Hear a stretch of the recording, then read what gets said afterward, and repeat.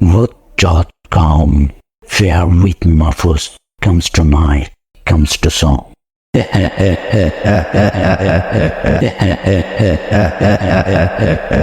সবার জীবনে জানা অজানা কিছু প্যারানরমাল ঘটনা ঘটেই চলেছে।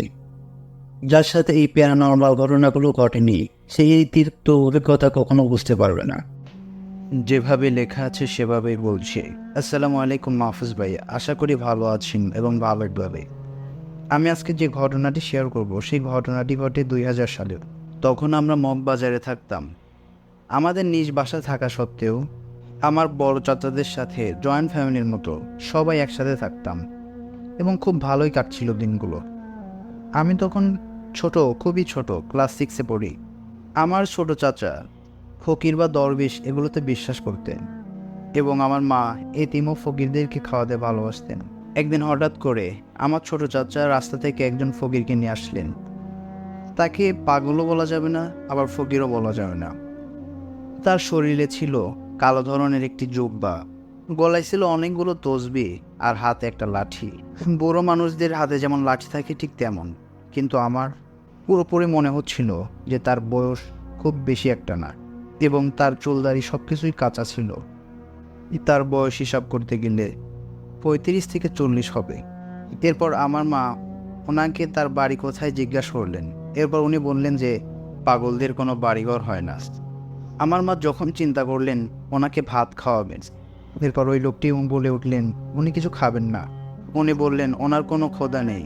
এরপর ওই লোকটি আমার মা এবং আমার বোনের দিকে এক দৃষ্টিতে তাকিয়ে থাকেন। এরপর কিছুক্ষণ তাকিয়ে থেকে আমার মাকে বললেন, তুই বেশ ভালো মনের মানুষ, কিন্তু তোর সামনে বিপদ হবে। আমার মা বিষয়টাকে বেশি একটা গুরুত্ব দিলেন না। এরপর সেই লোকটি বলল, আমার বড় বোনকে বলল। এটা শুনে আমার বড় বোনের মাথায় একটু চিন্তা ঢুকে গেল। এরপর তিনি বলেন আমার ছোট চাচাকে যে তুই খুব ভালো মনের মানুষ, পরোপকারিতা করতে ভালোবাসিস, কিন্তু তোর এই পরোপকারিতাই তোর একদিন বিপদ ডেকে আনবে। এগুলো শোনার পরে আমরা সবাই চিন্তায় পড়ে যাই। এরপর আমাদের বাসায় ফেরার সময় হয়ে যায়। আমরা বাসায় ফিরলাম। আমার বাবা ফকির, কবিরাজ এগুলো তেমন একটা বিশ্বাস করতেন না। আমার মা তাড়াহুড়া করে ওনাকে বিদায় করার জন্য ব্যস্ত হয়ে উঠলেন। এরপর আমার মা ওনাকে একবার বললেন ভাত খাবেন, তখন উনি বললেন আমি খাবো না। এরপর সেই লোকটি তার হাত থেকে কি যেন বের করে। এরপর আমার মাকে বললে হা করতে। আমার মা হা করতে সেই লোকটি তার হাতে থাকা জিনিসটি আমার মায়ের গালে দিয়ে দেয় এবং খেতে বলেন। আবার আমার বোনকেও হা করতে বললেন এবং কিছু একটা খেতে দিলেন। আমরা সবাই দেখলাম যে ওনার হাতে কিছুই নেই, মুট করছেন এবং খেতে দিচ্ছেন। এরপর আমি ওনাকে বললাম আমাকেও খাওয়াতে হবে, এক প্রকার জোর শুরু করলাম। এরপর তিনি আমাকে বললেন তুইও খাবি তো হা কর। আমি খাবার থেকে বেশি আগ্রহ ছিলাম দেখার জন্য যে কোথা থেকে কি হচ্ছে, খাবারটা আসছে কোথা থেকে। আমি দেখলাম যে হাত মুট করার সময় হাতে কিছুই নেই। এরপর আমি লক্ষ্য করলাম তার বড় আঙ্গুল এবং শাহাদত আঙ্গুলের মাছ থেকে কিছু একটা বের করে সেটা প্রায় চিনি ফলের মতো দেখতে আমাদের মুখে দিচ্ছে। তখন সে বলল, কি ফল, এই ফলের নামটা বলতে পারবি? তখন আমার চেরি ফলের নামটা মনে আসলো না। এরপর তিনি আমাদের সামনে থেকে বিদায় নিলেন। যেহেতু আব্বা এগুলো ফকির দরবেশ বিশ্বাস করতেন না তেমন, সেহেতু আমরাও একটু তাড়াতাড়ি করলাম তাকে বিদায় করার জন্য এবং সে আমাদের মাঝখান থেকে বিদায় নিল। বিদায় নেওয়ার পরে আব্বু বলল যে আমাদের কি বিপদ হবে সেটা শুনলে না। এটা শুনে আমি দৌড়ে তার কাছে জানার জন্য গেলাম, কিন্তু রাস্তার পাশে গিয়ে দেখি আমাদের গেট থেকে বের হয়ে যত দূর চোখ যায় কেউ নেই আশেপাশে। এরপর আমি আশেপাশে অনেকক্ষণ খোঁজাখুঁজি করলাম, কিন্তু কারো কোনো দেখা পেলাম না। এরপর তেমন একটা খোঁজাখুঁজি না করে আমি বাসায় ফিরে আসলাম। তারপর এভাবে বেশ কিছুদিন কেটে যায়। হঠাৎ করেই আমার ছোট চাচা একটা মিথ্যা খুনের মামলায় ফেঁসে যায় এবং আমার বড় বোনের বিয়ে হয়। দোলাভাই তাকে ইউরোপে নিয়ে যায়। আমার বড় বোন অনেক বড় বড় বিপদের সম্মুখীন হয় সেখানে। এর কয়েক বছর পরে আমাদের নিজস্ব বাড়ি সেটা ভেঙে ফেলা হয় কোনো এক কারণে এবং আমরা ওই বাড়ি থেকে চলে আসি, বাধ্য হয়ে চলে আসতে হয়। এরপর কিছুদিন পর আমার বাবার ফুসফুসে ক্যান্সার ধরা পড়ে এবং তিনি মারা যান। তারপর আমার বড় দুলাভাই ব্রেন টিউমারে আক্রান্ত হন এবং তিনি মারা যান। আর একটা কথা বলতে ভুলে গেছি, এর মাঝে আমার মা অনেক দিন অসুস্থ ছিলেন। অসুস্থ থাকার ফলে এরপর তিনি একদিন মারা যান। আর এই সকল ঘটনার প্রত্যক্ষদর্শী আমরা 3 ভাই বোন। আমাদের জন্য আপনারা সবাই দোয়া করবেন, আল্লাহ যেন আমাদের সবাইকে ভালো রাখেন। আমাদের কাছে আরও কিছু ঘটনা আছে, পরে সময় পেলে শেয়ার করব। এরপর তিনি আমাদের সবাইকে ধন্যবাদ জানিয়েছেন। তো এই ছিল আজকের ঘটনাটি ভালো লাগলে পড়ে শোনাবেন। তো ধন্যবাদ প্রিয় ভাই আপনাকে আমাদের সাথে আপনার এই জীবনের ঘটনাটি শেয়ার করার জন্য। এরপর আমরা পরবর্তী ঘটনায় চলে যাব। ঘটনাটি শেয়ার করেছেন আমাদের মর্ডার মোহাম্মদ ইয়াসিন। চলুন তার কাছ থেকে ঘটনাটি শুনে আসি। আসসালামু আলাইকুম মহফুজ ভাই, আশা করি আপনি অনেক ভালো আছেন। আমি জানি আপনি সবসময় ভালো দলে থাকেন। তো আমি আজকে যে ঘটনাটি বলবো, ঘটনাটি হলো একটা রিক্সাওয়ালা সারাদিন কাজ করার পরে ভাবলো কি অনেক রাত হয়েছে, এখন বাসায় যাওয়া যাক। বাসায় যাওয়ার পথে যদি কাউরে পাই তারা নিয়ে বাসায় চলে যাবো, এটাই লাস্ট ভাড়া হিসাবে সে করে। তো সে বাসায় যাওয়ার উদ্দেশ্যে রওনা দেয়। অনেক দূর যাওয়ার পরে দেখে কি একটা লোক রাস্তার পাশে দাঁড়িয়ে আছে, চাদর মুড়ি দিয়ে দাঁড়িয়েছিল সে। লোকটি রিক্সাওয়ালাকে বলল, ভাই যাবেন? রিক্সাওয়ালা বলল, আপনি কোন দিকে যাবেন? ওই লোকটি যেই নাম বলছিল ওই রিক্সাওয়ালার বাড়ির আশেপাশেই, রিক্সাওয়ালার বাড়ি থেকে একটু দূরে। তো রিক্সাওয়ালাও ওনাকে রিক্সায় উঠায়, কিন্তু ওই লোকটি বলে, আমার একটা শর্ত আছে, আপনি রিক্সা চালাবেন কিন্তু পিছনের দিকে তাকাবেন না। রিক্সাওয়ালাও ভাবে যে ওনার শর্ত থাকতে পারে, এটা ভাবে সে যাত্রা শুরু করে। এক পর্যায়ে অনেক দূরে যায়। রিক্সাওয়ালার বাসার সামনে একটা বট গাছ ছিল, বট গাছটা পার দিলেই রিক্সাওয়ালার বাসা। তো রিক্সাওয়ালা দেখতেছে লোকটি কোনো কথা বলে না, শব্দ করে না। তারপরে রিক্সাওয়ালা বলল, আমি তো আমার বাসায় পেয়ে গেছি, আপনি এখান থেকে নেমে হেঁটে চলে যান। তারপরে কোনো শব্দ নাই। সে 3বার এরকম বলার পরেও কোনো রেসপন্স পেল না। তো সে পিছন দিকে তাকালো। পিছন দিকে তাকায় যেটা দেখলো মহফুজ ভাই, সেটা দেখার জন্য রিক্সাওয়ালা মোটেই প্রস্তুত ছিল না। সে দেখলো যে লোকটি বসেছিল সে নেই, ওর জায়গায় একটা কাফনের কাপড় দিয়ে একটা লাশ মুড়ানো। আমরা যেভাবে রিক্সায় বসে থাকি ঠিক ওইভাবেই বসেছিল, কিন্তু লাশটার মুখ খোলা ছিল। এটা দেখে রিক্সাওয়ালা অনেক ভয় পায়। ভয় পেয়ে সে দৌড়ে বাসায় চলে যায়। বাসায় চলে যাওয়ার পরে তার দরজা খুলে, রিক্সাওয়ালা যেহেতু একাই থাকতো জানতো কীভাবে দরজা খুলতে হয়। তো সে দরজা খুলে এতটাই ভয় পাইছিল যে তার টেবিলের উপরে 1 জগ পানি রাখা ছিল, সে 1 জগ পানি পুরোটাই খেয়ে ফেলে। তারপরে সে তার হ্যারিকেনটা জ্বলায়। সে আপনারা তো জানেন যে আগুন দেখলে ভূত বা জিন এগুলো একটু ভয় পায় বা কাছে আসে না। তো হ্যারিকেনটা জ্বলায় সে কৌতূহলের বসে জানালাটা খুলে দেখলো সে আছে কিনা। তো জানালা খোলার পরে সে তাকায় দেখি ওই যে কাফনের কাপড়ে জড়ানো লাশটা ছিল সে অনেক দূরে চলে গেছে, আর অনেক জোরে জোরে বলতেছে, তোর সাথে যে ঘটনাটি ঘটছে তুই কাউরে বলবি না, তোর অনেক ক্ষতি হয়ে যাবে। তো এইভাবে কয়েকদিন যাওয়ার পরে ওই রিক্সাওয়ালা করে কারো কাছে যে ঘটনাটা ঘটছে এটা কারো কাছে শেয়ার করে দেয়। তার 2 দিন পরে রিক্সাওয়ালাটি মারা যায়। এই ছিল মহফুজ ভাই আজকের ঘটনা। ভালো লাগলে আপনার অডিয়েন্সদের কাছে শেয়ার করবেন। আল্লাহ হাফেজ। এবার আমরা পরবর্তী ঘটনায় চলে যাব। ঘটনাটি ঘটে কোরবানির ঈদ এবং পূজার মাঝখানে যে ছুটি থাকে ওই ছুটির সময়। তো আমি ছুটিতে বাসায় আসি। বাসায় আসার 2-3 দিন পরে সকালবেলা আমার ঘুম ভাঙে। পাশের বাসার একটা ছোট মেয়ে সুইসাইড করছে, এটা শুনে আমার ঘুম ভাঙে। তো আমার ভাইয়া ছিল মেডিকেল স্টুডেন্ট, সে সেখানে যায় দেখে অনেক খারাপ অবস্থা।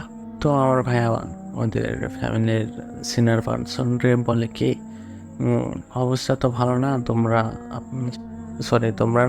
আপনারা যত তাড়াতাড়ি পারেন মেডিকেলে নিয়ে যান। তারপরে বাচ্চাটাকে মেডিকেলে নিয়ে যায়। তারপরে ডাক্তার বলে কি বাচ্চাটা মরে গেছে, ডেট। ডাক্তার ঘোষণা দেয় ডেট হয়ে গেছে। তো একটা কথা বলে রাখি মহফুজ ভাই, মেয়েটি ছিল হিন্দু। তো হিন্দুরা মানুষ মারা গেলে বেশি লোক শ্মশানে যাইতো না, তো আমি ভাবলাম আমিও চাই ওদের সাথে। তো গেলাম শ্মশানে। যাওয়ার পর একটা কথা বলে রাখি, শ্মশানের পাশে অনেক বাঁশের চর ছিল। বাঁশের চর থাকার কারণ হচ্ছে কি, মানে শ্মশানে যে লাশগুলা পোড়ানো হয় ওখান থেকে ওরা বাঁশ বিক্রি করে, এর জন্য বাঁশের চর ছিল, যাতে সুবিধা হয় আর কি। তো ওখানে যাওয়ার পরে অনেক সিনিয়ররাই বলল যে ও যেহেতু সুইসাইড করছে, ওকে পোড়ানো হবে না, ওকে কবর দেওয়া হবে। তো সিনিয়রের কথা মতো সবাই কবর দেওয়ার কথাই চিন্তা করে। তো কবর করা কমপ্লিট হয়ে যায়। তারপরে তার বড় বোন সে কল দিয়ে বলে কি, আগে পোড়ায়ও না বা মাটি দিও না, আমি লাশটা দেখতে চাই। তো ওনার বড় বোনের আসতে আসতে অনেক রাত হয়ে যায়। তারপরে ওইখান থেকে আমি বললাম কি, যেহেতু অনেকক্ষণ আগে হয়ে গেছে, 7-8 বাজে, এখন মাটি দেওয়াটাই বেটার হবে, লেট করা দরকার মনে করি না আর। তো সবাই আমরা মাটি দেওয়ার কাজ শেষ করে মানে সবাই যার যার মতন শেষে চলে যায়। ওইখানে মাহবুব আমার সবচেয়ে বড় ভুলটা ছিল কি, মানে মানে আমাদের সাথে যারা আসছিল ওরা অনেক দূর চলে গেছে, আর পিছনে যারা ছিল আমি ভাবছি ওরাও হয়তো আমাদের সাথে আসছে, ওই জন্য একসাথেই যাই। তারপরে কিছুক্ষণ পরে খেয়াল করি যে ওরা আমাদের সাথে আসেনি, ওরা ওই যে মানে শ্মশানেই থাকে, শ্মশানের কাজই করে আর কি। তারপরে আমার সাথে আমার এক ফ্রেন্ড থাকতো, ও ইঞ্জিনিয়ারিং পড়তো, ও আসছিল, আমরা 2জন ছিলাম। তো ভাবলাম 2জন চলে যাই। তো ভাই আমরা বাড়ির দিকে রওনা দিই। তো আমরা বাসার দিকে অনেক দূরে চলে যাই। তো একটা সময় লক্ষ্য করলাম কি, আমাদের সামনে যারা ছিল তারা অনেক দূরে চলে গেছে, আর আমাদের পিছনেও কেউ নেই। তো কিছু দূর যাওয়ার পরে মাহফুজ ভাই, আমি ফিল করি যে আমার হাত পা ভারী হয়ে যাচ্ছে, আমি সামনের দিকে মুভ করতে পারতেছি না। কিছুক্ষণ পরে আমার কানে একটা শব্দ ভেসে আসছে যে বল হরি হরি বল, বল হরি হরি বল। আমরা লাশটা নিয়ে আসার সময় যেরকম বলতে বলতে আসছিলাম, বল হরি হরি বল, বল হরি হরি বল, ঠিক ওইভাবেই আমার কানে এই শব্দটা ভেসে আসে, বল হরি হরি বল। তো আমি একটা সময় পিছনের দিকে লক্ষ্য করি যে কিছু মানুষ তাদের কাঁধে একটা খাট ছিল, খাটের ভিতরে একটা কাফনের কাপড় দিয়ে একটা লাশ নিয়ে যাচ্ছিল আর বলতেছিল বল হরি হরি বল, বল হরি হরি বল। তো আমি কিছুক্ষণ পরে আমি লক্ষ্য করলাম যে ওই লাশটা আর কেউ না, আমি মাহফুজ ভাই। আমি ওইটা দেখে অনেক ভয় পাই। আমরা যে মেয়েটাকে মাটি দিয়ে আসছি, সেই মেয়েটা সাদা কাফনের কাপড়ে জড়ানো ছিল, চুলগুলা এলোমেলো। ওরা দেখে মনে হচ্ছিল ও হ্যাপি না, ও অনেক কষ্টে আছে, আমার দিকে তাকিয়ে আছে। আমি ওইটা দেখে অনেক ভয় পেয়ে যাই। তারপরে একটা সময় আমার ফ্রেন্ড ছিল, ও অনেক জোরে আমার হাতটা টান দেয়। তো আমি খেয়াল করি যে আমরা মেন রোড পার হয়ে গেছি, মেন রোডে অজ্ঞান হয়ে যাও। তারপরে কিছুক্ষণ পরে দেখি আমার অনেক সিনিয়ররা আমার মাথায় পানি দিচ্ছে। তারপরে তার মাঝখান থেকে একটা সিনিয়র বলে উঠলো, এই ঘটনা অনেকবারই ঘটে, সচরাচর এগুলা ঘটেই থাকে, তোমরা হয়তো লাশটা মাটি দিতে অনেক দেরি করে ফেলছো, এই জন্য এরকম হচ্ছে। তো তারপরে বাসায় চলে আসার পরে 2-3 দিন ভালোই যায়। ভালো যাওয়ার পরে ওই মেয়েটা আমাদের পাড়ারই পাশের, মানে একটু দূরে একটা বাসায় যেয়ে এক আন্টি ছিল, ওই আন্টির সাথে অনেক গল্প করতো, আড্ডা দিত। যাই হোক, অনেক সময় ওই জায়গা মানে অনেক সময় দিত ওই আন্টির সাথে আর কি। তো ওই আন্টি, ওই দিন ছিল সপ্তমীর সন্ধ্যা আর কি। সন্ধ্যার সময় ওই আন্টি যখন বাসা থেকে দরজা খুলে বারান্দায় আসে, কোনো একটা কাজে বারান্দায় আসে, তারপরে দেখে কি যে ওই যে মেয়েটা আসতো আন্টির বাসায়, ও ওই দিন সন্ধ্যার সময় করে আন্টির বাসার গেটটা খুলে রান্নাঘরের দিকে হাঁটতে হাঁটতে একটা সময় ভ্যানিশ হয়ে যায়। ওইটা দেখে আন্টি অনেক ভয় পেয়ে অনেক জোরে চিৎকার চেঁচামেচি করে, অনেক মানুষ জড়ো হয়। তারপরে আমরা জানতে পারি কি এই যে যে মেয়েটা সুইসাইড করছে ওরে আন্টি দেখছে, ওই জন্য অনেক ভয় পাইছে। তো এইভাবে অনেক দিন চলে যায়। অনেক দিন যাওয়ার পরে মাঝে মাঝেই আমাদের পাড়ার সবার সাথেই এরকম ঘটনা ঘটতো। অনেক সময় মানুষজন আতঙ্কে ছিল। তো আতঙ্কে থাকার ফলে সবাই মানে ভালোভাবে চলাচল করতে পারতো না। সন্ধ্যা হলেই কেউ বাসা থেকে বের হতো না। বাসা থেকে বের হলেই মনে হতো কি ওই মেয়েটা ডাকতেছে, মানে বলতেছে আমি অনেক কষ্টে আছি, আমাকে কেউ উদ্ধার করো বা বাঁচাও, এইগুলোই আর কি বলতে থাকতো। তো মাহফুজ ভাই একটা সময়, আমি তো অনেক সময় বের হতাম 12টা 1টা, মানে রাতের বেলা বের হতাম কথা বলার জন্য কিংবা হাঁটাহাঁটি করার জন্য বের হতাম। আমার সাথে ওইরকম কিছু হয় নাই এতদিনে। তো ওই প্রতিদিনের মতোই আমি একদিন বের হই হাঁটাহাঁটি করার জন্য। তো আমি একদিন হাঁটাহাঁটি করতেছি না, কারোর সাথে কথা বলতেছি আমার খেয়াল নেই। যাই হোক, কথা বলতে বলতে আমার মনে হলো কি আমার পাশে কে যেন আছে, আমার গা হাত পা অনেক ভার হয়ে আসে। আমি ওই যে মানে শ্মশান থেকে আসার সময় যেরকম সামনে দিকে মুভ করতে পারতেছিলাম না, ঠিক ওই রকমই আমার সাথে আমি মুভ করতে পারতেছিলাম না। ওই দিন যেরকম আমার সাথে ঘটনা ঘটে যে বল হরি হরি বল, বল হরি হরি বল, ওই রকমই ঘটে। আমি আবার ঠিক সেম ওই দিনের মতনই ওই দিন যেগুলা দেখছিলাম আমার সাথে, যে ঘটনাগুলো ঘটছিল ঠিক ওই ঘটনাই আমার সাথে ঘটে। তো আমি একটা সময় আমার জ্ঞান ফেরার পরে দেখি আমি আমার বাসায় আছি। তারপরে আমি আমার নিজের বাসায় দেখি আমার রুমে শুয়ে আছি। তখন আমি কবিরাজ কবিরাজ দেখানোর পরে ঠিক হয়ে যায় মোটামুটি। তার কিছুদিন পরে আমি আবার একদিন কি জন্য যেন রাতের বেলা বের হওয়ার পরে আমি ওই দিন কথা বলতেছিলাম কার সাথে যেন, ওই দিন আমার হঠাৎ করে আমি দেখি কি ওই মেয়েটা আমার ঠিক সামনে বসে আছে। আমি বসে বসে কথা বলতেছিলাম, আমার সামনে বসেছিল আর মানে অপরক দৃষ্টিতে আমার দিকে তাকিয়েছিল। মানে নিষ্পাপ একটা মুখ দেখলাম আমি। দেখে আমার অনেক মানে খারাপ লাগে, যে ছোট একটা মানুষ, সবারই তো খারাপ লাগার কথা। তো এভাবে আমি ওরে মাঝে মাঝেই দেখতাম। তো তারপরে একটা সময় এরকম মাঝে মাঝে যখন দেখি আমার অতটা ভয় লাগে না। আমার মনে করেন মহজ ভাই অভ্যাস হয়ে যায়, এইভাবে চলে দিন। তো অনেক দিন যাওয়ার পরে এরকম যখন অনেক দিন দেখতে থাকি, তার কিছুদিন হলো প্রায় 1 বছরের মতন দেখি। 1 বছর হবে না, কিছুদিন হবে। তারপরে রমজান মাস চলে আসে। রমজান মাস 1 মাস রোজা থাকে, তারপরে রমজান মাসে ওর দেখা মিলে না। তারপর থেকে আমি আর ওরে কখনো দেখি নাই।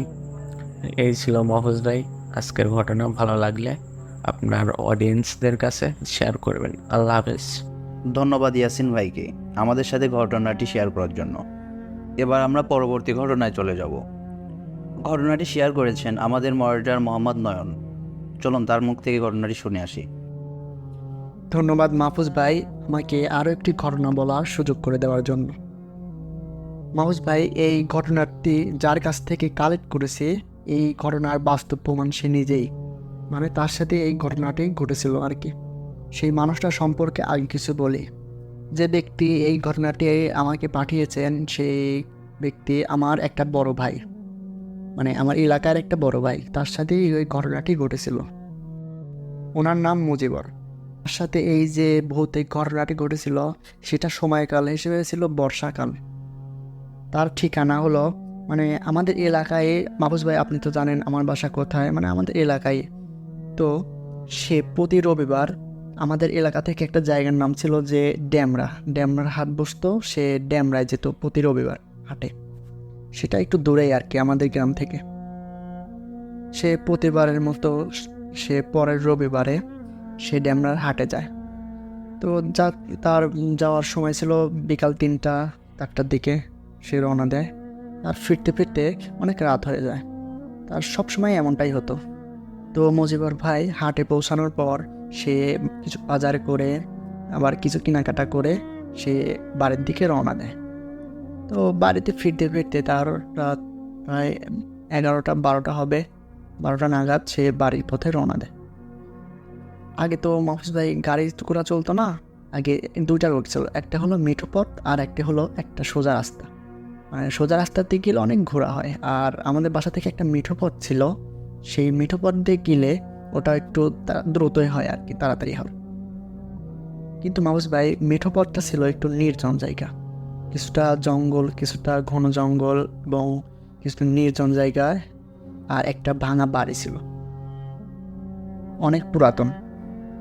তো সে যখন আমাদের স্থানীয় বাজারে যখন চলে আসলো, বাজারে চলে আসার পর বাজার থেকে সোজা একটা মেঠো পথ নেমে আসছে আমাদের গ্রামের দিকে, আর একটা বাঁকা পথ, সেটা ছিল সেই এটা মানে বিশ্ব রোডের মতো আর কি, সবাই যাতায়াত করতো সেখান থেকে। আর ওই মেঠো পথ দিয়ে খুব কম লোকই যাতায়াত করতো, তাও দিন থাকতে থাকতে।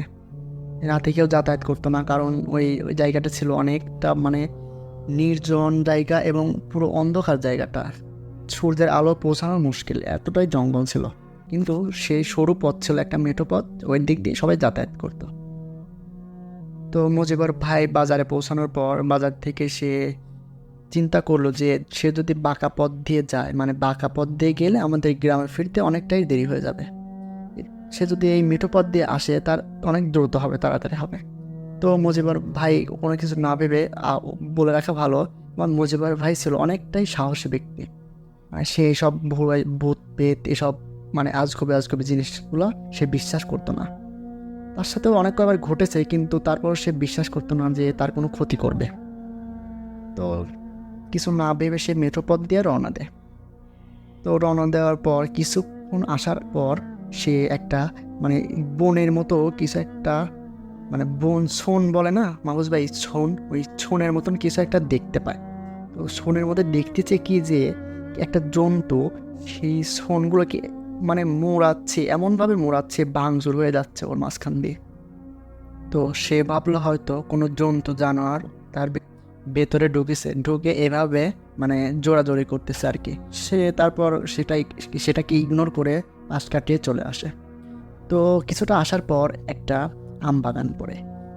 ওই আম বাগানে মাহফুজ ভাই এর আগেও অনেক ভৌতিক ঘটনাগুলো ঘটেছে, সে জানতো, কিন্তু তারপরও সে সেদিক দিয়ে আসছিল, কারণ সে ভয় পাচ্ছিল না, তার ভেতরে সে ভয়টুকু কাজ করতেছিল না। কি ভাবা সেই কাজ মাহফুজ ভাই, কিছুটা আসার পরে সে আম বাগানের কাছে আসতেই তাকে পিছন থেকে কেউ একটা ডাক দেয়, মুজিবর, এভাবে কেউ একটা ডাক দেয়। তো ডাক দেওয়ার সাথে সাথে আমার ভাই পিছন ফিরে তাকায়, তাকানোর পর দেখে যে কেউ নেই।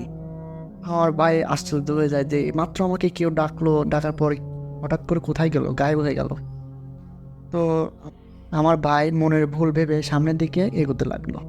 তো আবার কিছুটা আসার পর দেখে কি যে তাকে আবার কেউ পিছন থেকে ডাক দেয়, মুজিবর, তুই এই পথ দিয়ে কেন আসতেছিস এত রাতে, তোর কি ভয় করে না? এবার আমার মুজিবর ভাই সে স্পষ্ট শুনতে পায় যে তাকে কেউ ডাকলো, এবং ডাকার পর তাকে বলল যে তুই এদিক দিয়ে কেন এসছিস এই মেঠো পথ দিয়ে, তোর কি ভয় করে না এই নির্জন জায়গা দিয়ে আসতে, তুই তাও কেন এলি? পরে আমার মুজিবর ভাই আবার পিছন দিকে তাকিয়ে বলে যে কে কে আমাকে ডাকছিস? আবার দেখে যে কেউই নেই। কিন্তু তখন আমার মুজিবর ভাই একটু ভয় পেয়ে যায়, ভয় পাওয়ার পর বলে যে বারবার কে ডাকছে, আর পিছন ফিরে তাকানোর সাথে সাথে কোথায় মিলে যাচ্ছে। পরে আমার মুজিবর ভাই দ্রুত বাসার দিকে আসতে থাকে। আসার পর মানে আমাদের একটা ভাঙা বাড়ি ছিল, মানে আমাদের এলাকায় একটা ভাঙা বাড়ি ছিল, বললাম না মাহফুজ ভাই শুরুতে একটা ভাঙা বাড়ি ছিল। তো ওই বাড়ির সামনে আসতে মাহফুজ ভাই আমার মুজিবর ভাইয়ের গা অনেকটা ভারী হয়ে গেল, মানে সে থমকে দাঁড়িয়ে গেল। হঠাৎ করে তার গায়ের মধ্যে দিয়ে শীতল বাতাস মানে বয়ে গেল আর কি। তো এক পর্যায়ে বয়ে যাওয়ার পর আমার মুজিবর ভাইয়ের শরীরটি এতটাই ভারী হয়ে যাচ্ছিল, মানে সে সামনের দিকে এগোতেও পারতেছিল না, এতটাই ভারী হয়ে যাচ্ছিল। তারপর সে সেই ভাঙা বাড়ির দিকে লক্ষ্য করে দেখে যে একটা লাশ, একটা অবয়ব, মানে কাফনের কাপড় দিয়ে পোড়ানো মানে মোড়ানো সেই লাশটি শুয়ে আছে একদম দরজা বরাবর, একদম ভাঙা বাড়ির যে দরজাটা ছিল সেই দরজা বরাবর। তো এটা দেখার পর আমার মানে মুজিবর ভাই খুবই মানে ভয় পায়। ভয় পাওয়ার পর সে থমকে দাঁড়িয়ে যায়। সে অনেকটা সাহসী থাকার পরও সে সেই দিন এতটাই ভয় পায়, মানে আতঙ্ক হয়ে যায়। তো এক পর্যায়ে সে কোনোভাবে ওইখান থেকে বের হয়ে আসে। তো বের হয়ে আসার পর কিছুটা আসার পর একটা মোড় পড়ে, মানে রাস্তায় একটা মোড় আছে না, মেঠো পথে একটা মোড়, সেই মোড়ের পর উঠার পরে সে একটা বট গাছের নিচে এসে দাঁড়ায় যখন। তো দাঁড়ানোর পর সে আবার দেখে যে বট গাছের মানে ঢালে কেউ একটা লাশ ঝুলছে। এই লাশটা ঝুলে থাকতে দেখে সে চিৎকার দিয়ে ওঠে যখনই বলে যে আমাকে আজকে মেরেই ফেলবে, কে আসো, আমাকে বাঁচাও, এদিকে আসো, মানে এটা বলতে থাকে। তো দূরে মানে কিছুটা দূরে একটা বাড়ি ছিল। তো সেই বাড়িতে একটা দাদু থাকতো। ওই দাদু আবার রাতে ঘুমাতো না। তো না ঘুমিয়ে সে মানে একটু বাড়ির আশপাশ দিয়ে ঘুরে দেখতো, মানে তার রাত জাগার অভ্যাস ছিল। তো সে সেইখান দিয়ে ঘুরতেছিল।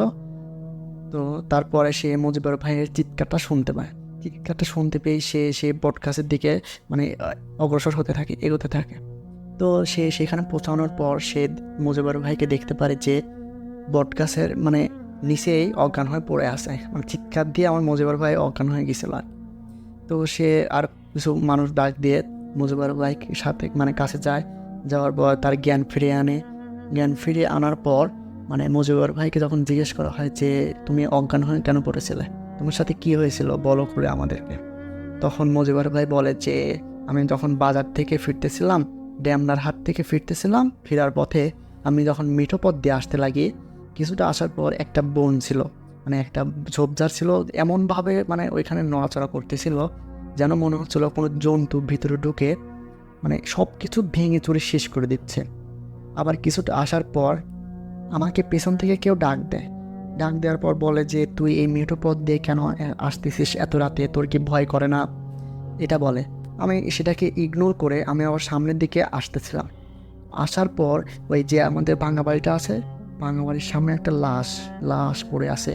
তো এটা দেখার পর আমি থমকে যাই। তো তার আগে আমার গায়ের উপর দিয়ে একটা শীতল বাতাস বয়ে যায়, তখন আমার গাটা অনেক ভারী হয়ে যায়।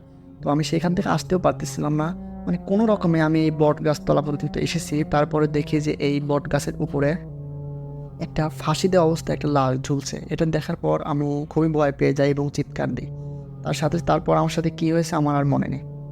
তো পরে সেই দাদুটি তাকে সাথে করে নিয়ে বাড়িতে পৌঁছায় দেয়। বাড়িতে আসার সাথে সাথে আমার মুজিবুর ভাই খুবই অসুস্থ হয়ে যায়। তার কি যেন হয়েছে একটা, মানে সেই থেকে তার অসুস্থতাই ছাড়ে না। তারপর কিছুদিন এমনি কেটে যাওয়ার পরে আমার মুজিবুর ভাইয়ের অনেক মানে অসুস্থতা এতটাই বাড়তেছিল যে কি বলবো মাহফুজ ভাই, সে দিন দিন মরা হয়ে যাচ্ছিল, মানে মৃত্যু সংখ্যায় তার চলে যাচ্ছিল প্রায়। তার সাথে একদিন স্বপ্নে দেখে যে সে ওই পথ দিয়ে আবারও আসতেছিল। আসার পর সে দেখতে পায় যে মানে ওই যে বন ছিল না একটা, মানে যে বনের কাছে সে প্রথমে দেখেছিল যে কিছু একটা জন্তু ভিতরে ঢুকে সে মানে মোড়াচ্ছে আর কি। তো ওই জন্তুকে সে সামনাসামনি দেখতে পায় স্বপ্নের ভিতরে। তো স্বপ্নের ভিতরে সেই জন্তু তার সাথে কথা বলতেছে তুই ওই পথ দিয়ে এসে ভুল করছিস, ওই রাতটা ছিল অমাবস্যার রাত, সেটা আমাদের চলাচলের রাস্তা ছিল, তুই ওই পথ দিয়ে কেন এসেছিস, তুই আর বাঁচতে পারবি না। তো এইটা বলার পর আমার মুজিবুর ভাই স্বপ্নের মধ্যে মানে লাফ দিয়ে সে ঘুম থেকে উঠে যায়, ঘুম ভেঙে যায়। তার ঘুম ভাঙার পর তার পরিবারে সবাইকে জানায় বিষয়টা। জানানোর পর তার একটা মানে ফুপু ছিল আর কি, তার একটা বড় ফুপু ছিল, তার ফুপু এই বিষয়টা জানতে পারে।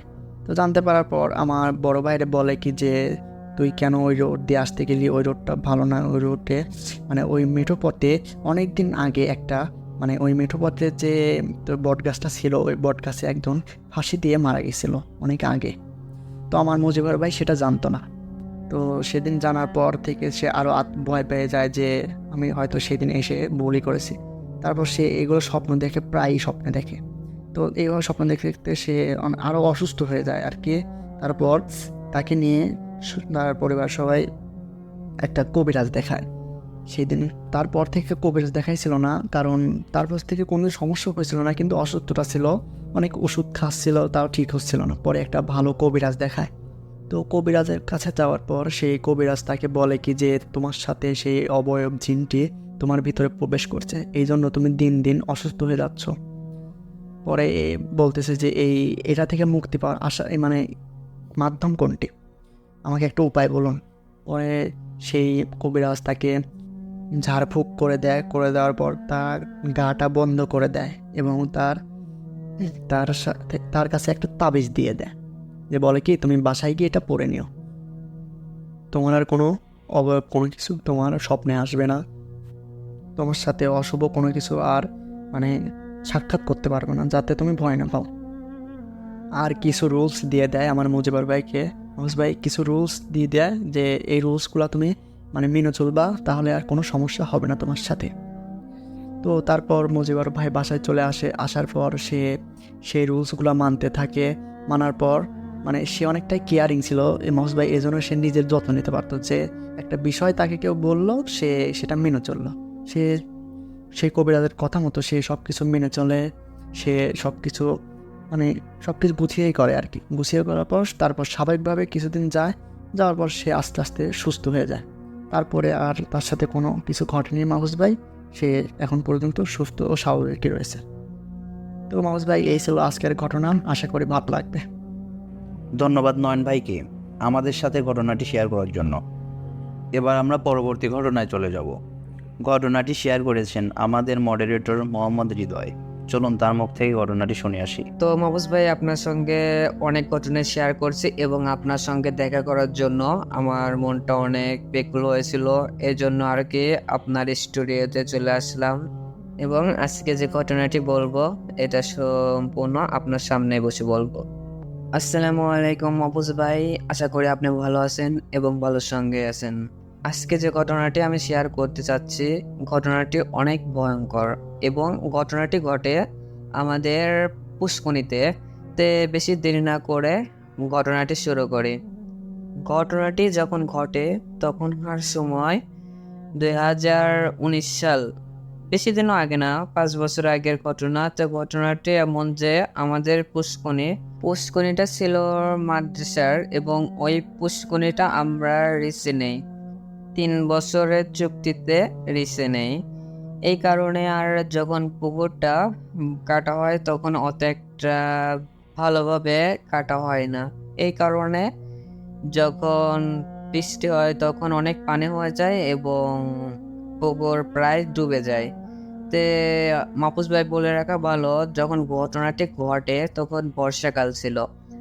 তখন বর্ষায় এত বৃষ্টি হয় যে অনেক পানি হয় যে এবং বাঁধ প্রায় ডুবে গেছে।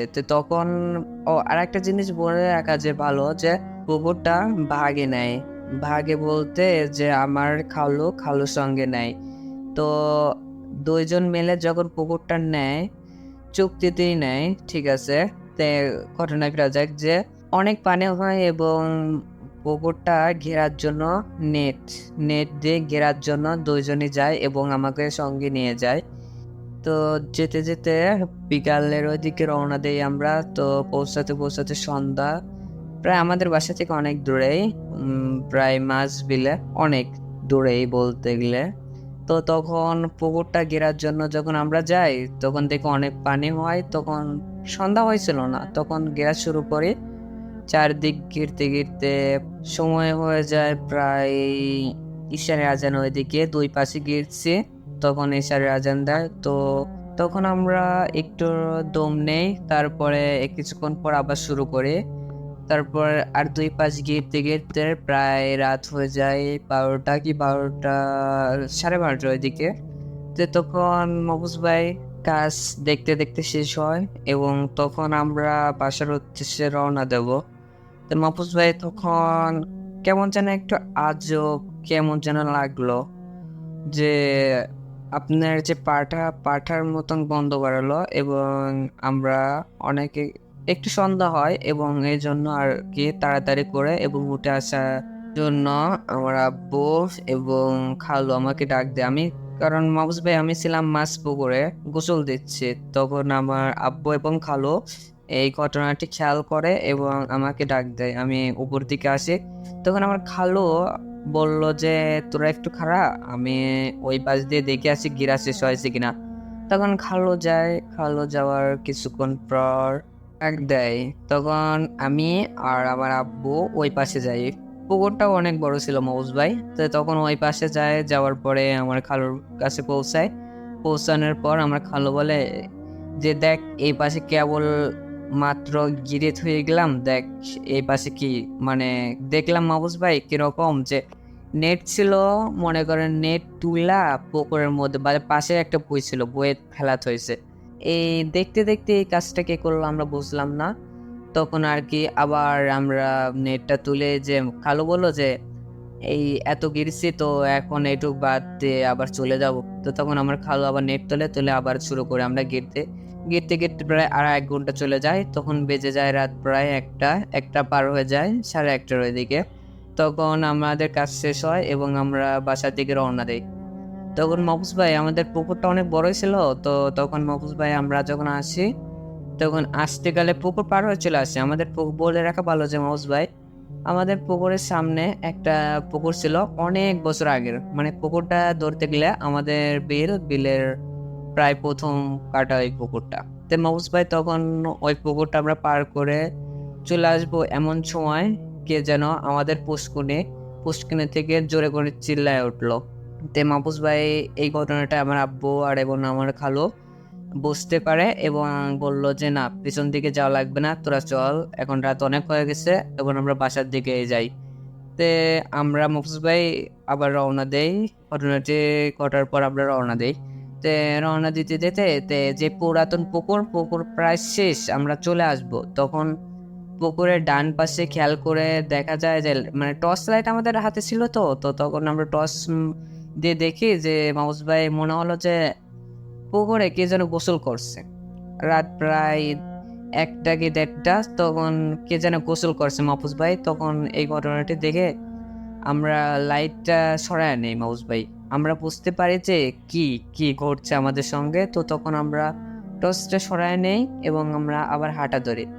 তা হাঁটতে হাঁটতে আমরা যখন পুষ্কুনিগুলো পার করে, আমরা পুকুরগুলো পার করে যখন আমরা মাঠে নামি, এবং যারা গ্রামে থাকে তারা হয়তো বুঝবে যে হচ্ছে ডিপটিকল যাকে বলে, ডিপটিকলের যে ক্লান, আমরা ক্লানে উঠি এবং ক্লান দিয়ে হাঁটতে হাঁটতে বাসার দিকে রওনা দিই।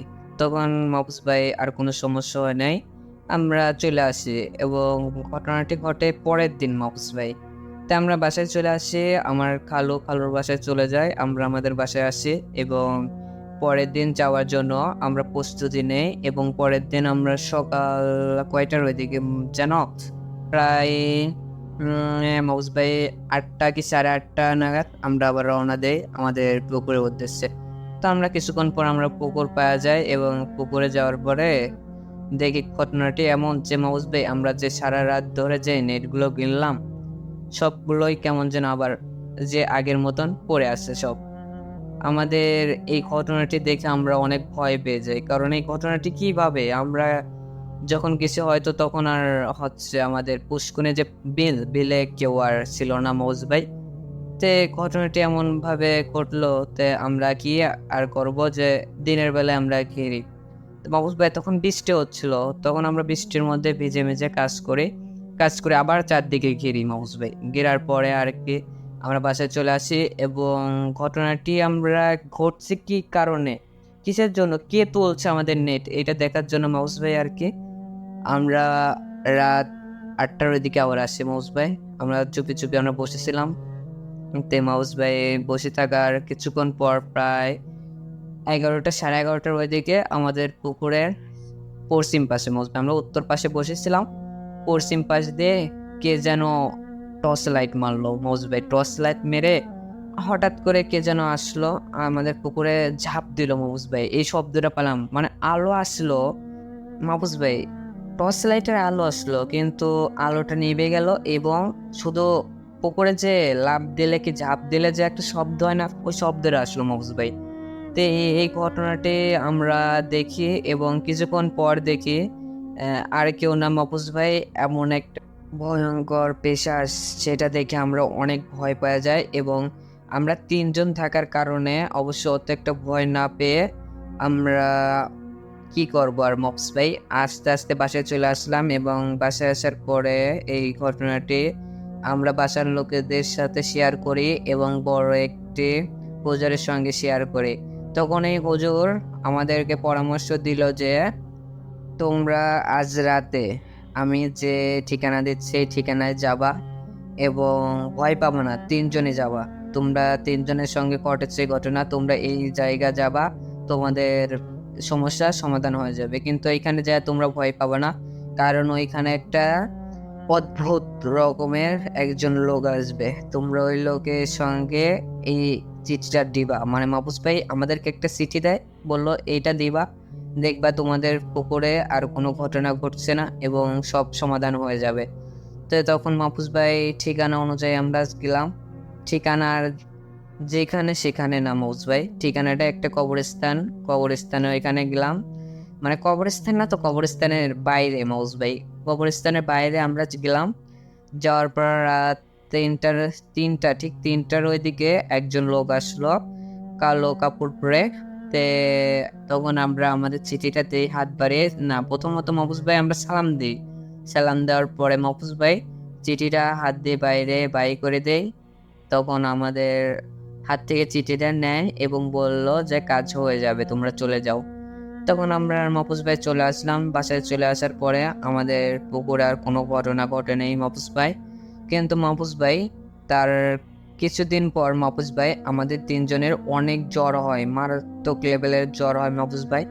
তো জ্বরও প্রায় 15 দিনের মতন আমাদের ছিল, তারপরে জ্বর ঠিক হয়ে যায়, তারপরে সব স্বাভাবিক হয়ে যায়। এই ছিল আজকের ঘটনা মাহফুজ ভাই।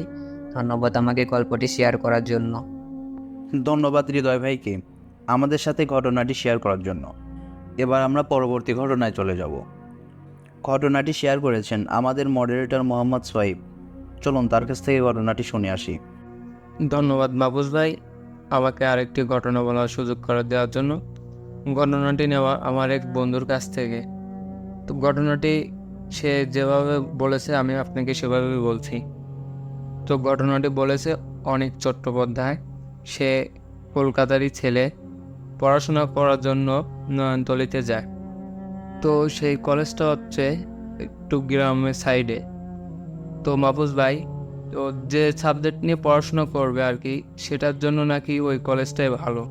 তো তখন রওনা দেই, পৌঁছাতে রাত 8টা কি 9টা বাজে। তো সেখানে আসার পর আশেপাশে দোকানপাট সবগুলাই বন্ধ আর কি। তো লাগেজটা হাতে নিয়ে কিছু দূর হাঁটতে থাকি, সামনে দেখি যে একটা টং দোকান, সেখানে চা সিগারেট এইসব বিক্রি করে। তো তখন আমি এই দোকানদারকে জিজ্ঞেস করলাম, মামা সব দোকানপাট বন্ধ কেন? দোকানদার তখন বলল যে এই এলাকাটা ততটা ভালো না, এই জন্য সবাই সকাল সকালে বাসায় চলে যায়। তখন আমি দোকানদারকে জিজ্ঞেস করলাম যে আমি তো অমুক জায়গাতে যাব, এখানে রিক্সা কিংবা কোনো গাড়ি পাওয়া যাবে নাকি? তখন দোকানদার আমাকে বলল যে মামা এখন তো গাড়ি পাবেন না বা রিক্সাও পাবেন না, এই এলাকাটা ততটা ভালো না, আপনি বরং এইখানেই আজকে রাতটা কাটিয়ে কাল সকালে এই গাড়িতে চলে যান। তখন আমি দোকানদারকে বললাম, কি বলেন মামা, মাত্র তো রাত 9টা বাজে, এখনই সব কিছু বন্ধ করে দিছে গাড়ি চলাচল। তাই বলে দোকান থেকে একটা সিগারেট নিয়ে আমি সিগারেট খেতে শুরু করি।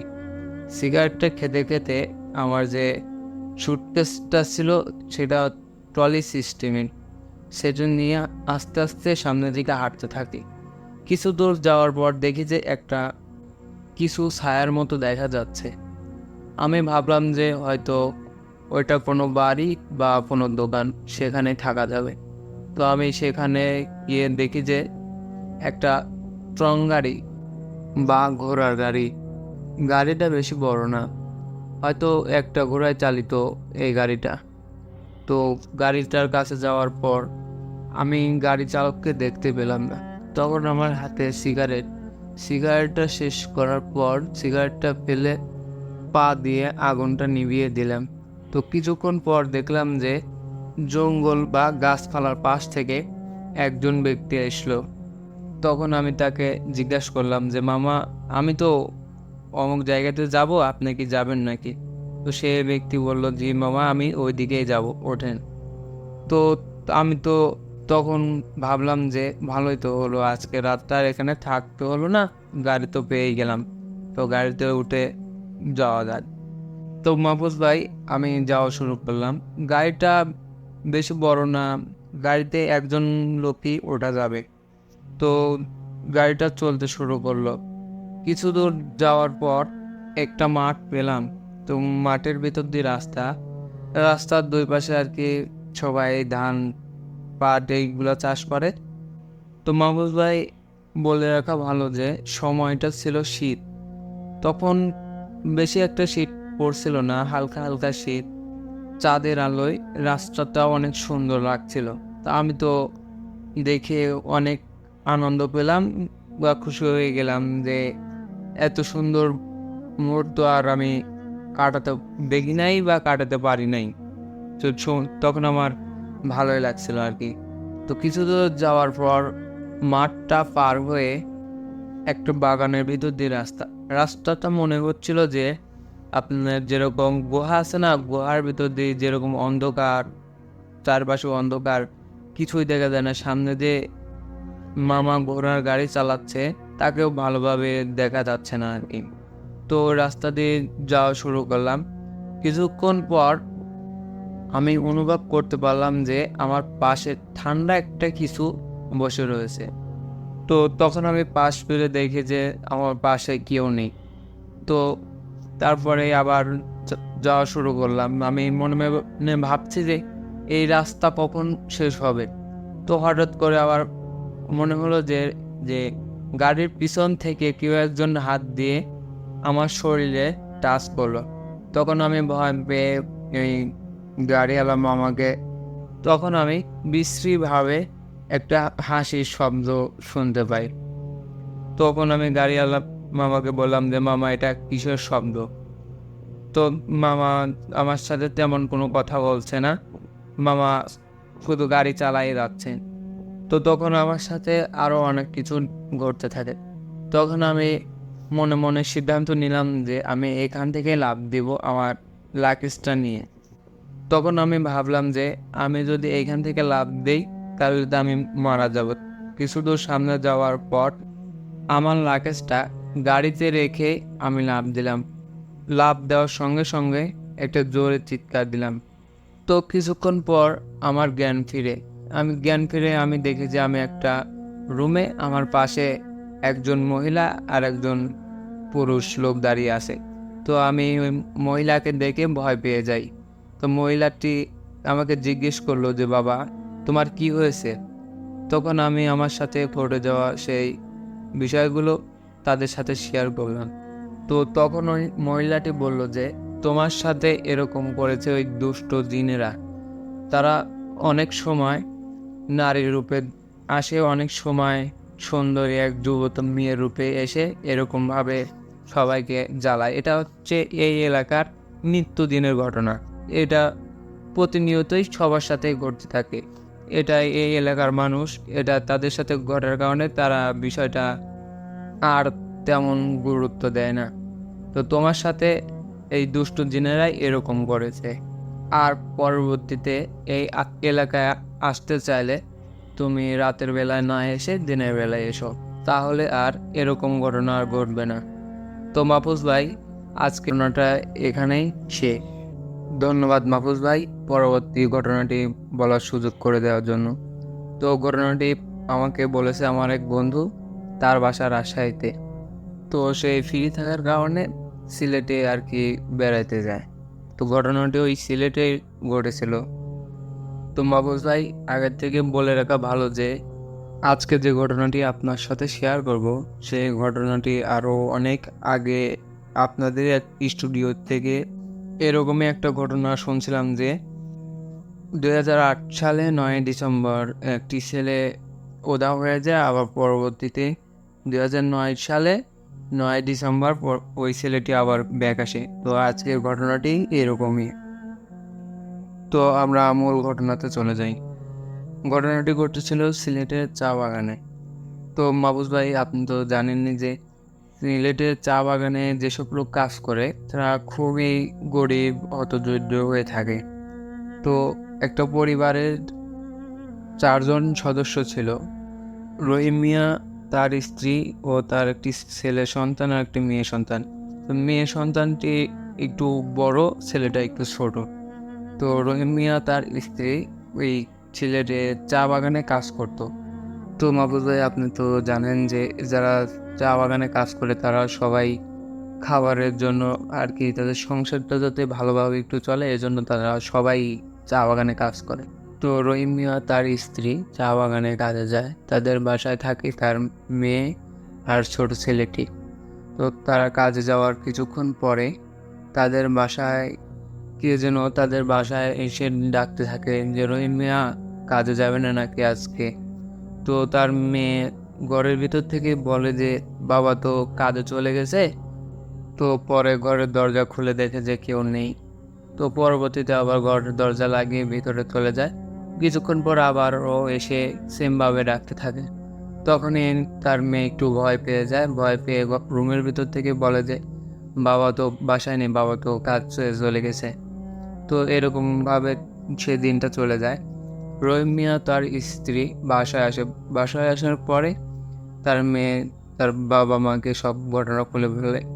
তার বাবা বলে যে হয়তো কেউ কাজের জন্য ডাকতে আসছিল, তো এটা নিয়ে ভয়ের কোনো কিছু নেই।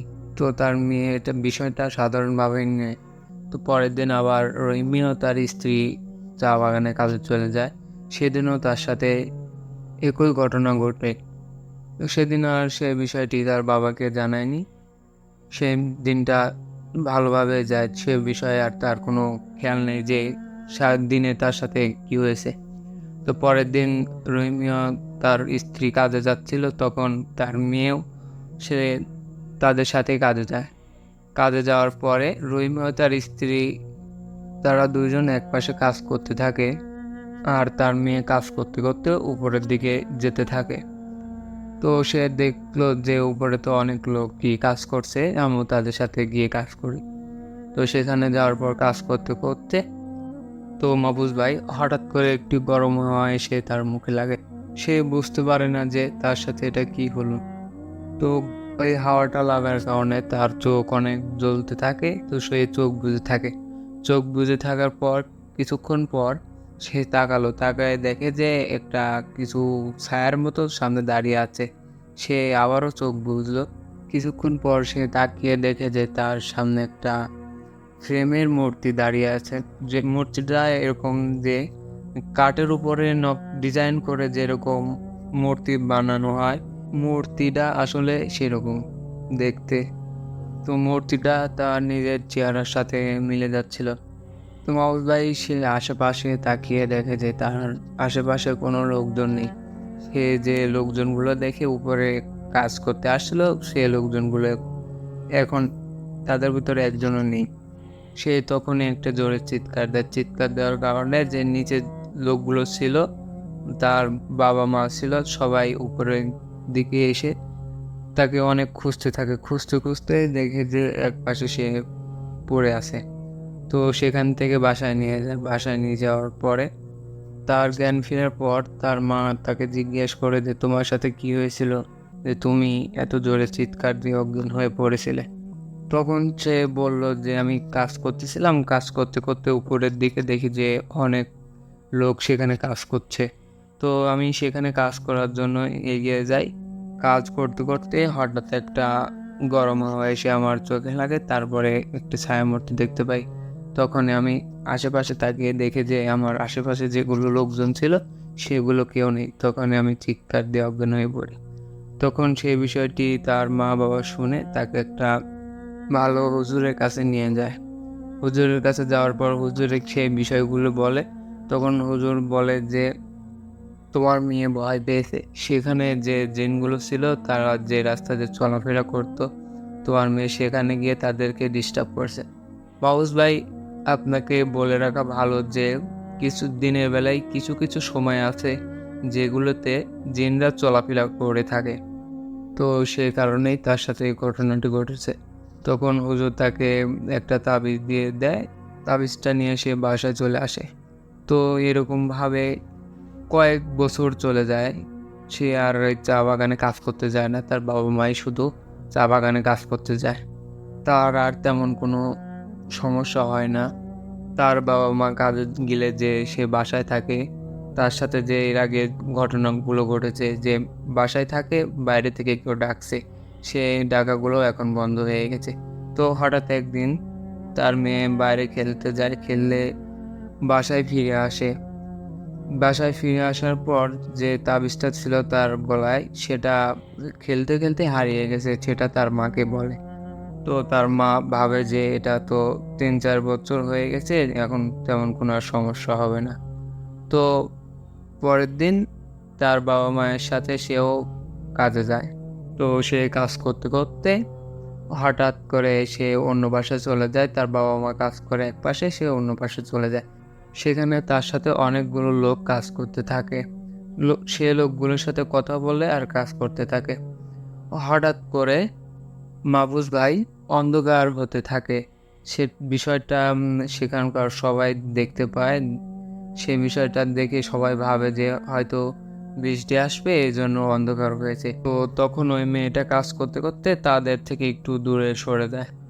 দূরে সরে যাওয়ার পর ওই মেয়েটাই শুধু দেখতে পায় যে তার দিকে কালো ছায়া, মানে যে অন্ধকার হয়ে আসছে। অন্ধকার হয়ে আসার পরে তো মাহফুজ ভাই তখন তার চারপাশে অন্ধকার হয়ে যায়।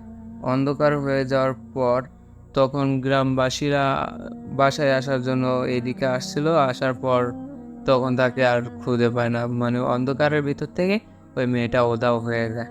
মাহফুজ ভাই তখন চা বাগানে যারা কাজ করতেছিল তারা সহ ওই মেয়েটির বাবা মা তাকে এই চা বাগানের চারপাশে খুঁজতে থাকে। তাকে খুঁজে কোথাও আর পাওয়া যায় না। তো মাহফুজ ভাই, এরকম ঘটনা অনেক জায়গাতেই ঘটেছে যে কিছু কিছু লোক হারিয়ে গেছে, আবার তারা সেই দিনই ব্যাগ এসেছে, কিন্তু এই মেয়েটি আজ পর্যন্ত আর ব্যাগ আসেনি। তো মাহফুজ ভাই, ঘটনাটি শোনার জন্য ধন্যবাদ। পরবর্তী কোনো নতুন ঘটনা নিয়ে আপনাদের সঙ্গে শেয়ার করব। ততক্ষণ ভালো থাকবেন, সুস্থ থাকবেন। আল্লাহ হাফেজ। ধন্যবাদ সোহেব ভাইকে আমাদের সাথে ঘটনাটি শেয়ার করার জন্য। ধন্যবাদ সবাইকে আমাদের পুরো ঘটনাটি শোনার জন্য। এবং পরবর্তী ঘটনাগুলো শুনতে চাইলে আমাদের পাশে থেকে চ্যানেলটিকে সাবস্ক্রাইব করে রাখবেন। ধন্যবাদ সবাইকে।